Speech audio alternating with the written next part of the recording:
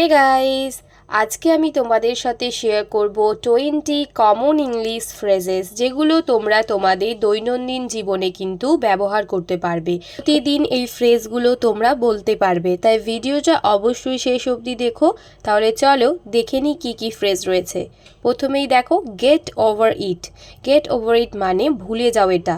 যখন কোনো ব্যক্তি কোনো জিনিস নিয়ে বেশি ভাবে তখন আমরা কি বলি যে ভুলে যাও এটা, get over it. Next one is sit tight. Sit tight মানে এখানেই থাকো, এখানেই বসে থাকো। সিট টাইট, একদম নড়বে না বা সরবে না। Lucky you. লাকি ইউ মানে তুমি ভাগ্যশালী। তুমি ভাগ্যশালী কাউকে বলতে গেলে আমরা এইভাবে বলতে পারি lucky you. Lucky you. Don't miss the boat মানে সুযোগ ছেড়ো না। Don't miss the boat. Stop beating around the Bush.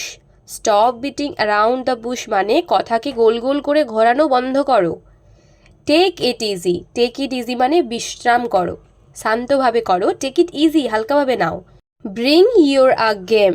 Bring your A game মানে নিজের সেরাটা দাও। নিজের সেরাটা দাও বলতে কি বলবো, bring your A game.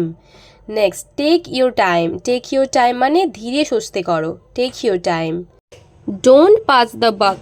Don't pass the buck মানে দোষ অন্যের ওপর চাপিয়ে দিও না।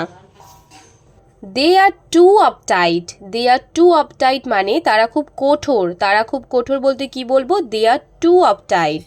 It's not worth it. It's not worth it মানে এটার এই মূল্য না। যখন কেউ কোনো জিনিসের দাম বাড়িয়ে বলে আর তোমার দাম অলরেডি আগে থেকে জানা থাকে, তখন তুমি এটা বলতে পারো যে এটার এতটা দাম না, ইটস নট ওয়ার্থ ইট, এইভাবে বলতে পারো। নেক্সট ফিঙ্গার্স ক্রসড মানে আশা করছি যেন সব ভালো হয়। Fingers crossed. Next oh that. That explains it. ও এই ব্যাপার, এখন বুঝতে পারলাম। Oh that.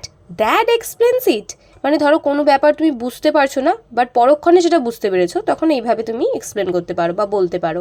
In no time. In no time মানে অবিলম্বে, মানে আর সময় নেই, এক্ষুনি চাই। I am going to hit the hay. আমি ঘুমোতে যাচ্ছি। আমি ঘুমোতে যাচ্ছি এইভাবেও কিন্তু বলা যায়।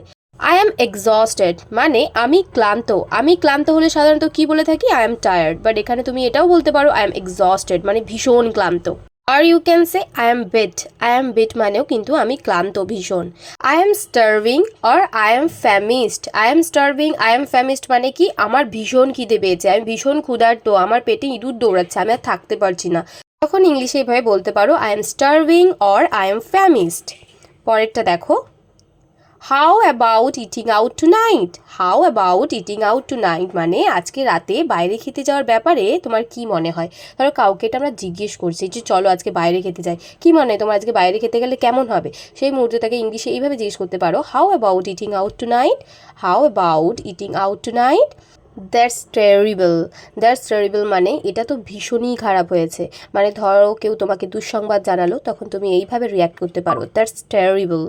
অথবা এইভাবেও রিয়্যাক্ট করতে পারো যে oh no I am so sorry, মানে ও না আমিও খুব দুঃখিত, মানে তার সাথে এইভাবে বলছো যে আমিও খুব দুঃখিত তোমার দুঃখে।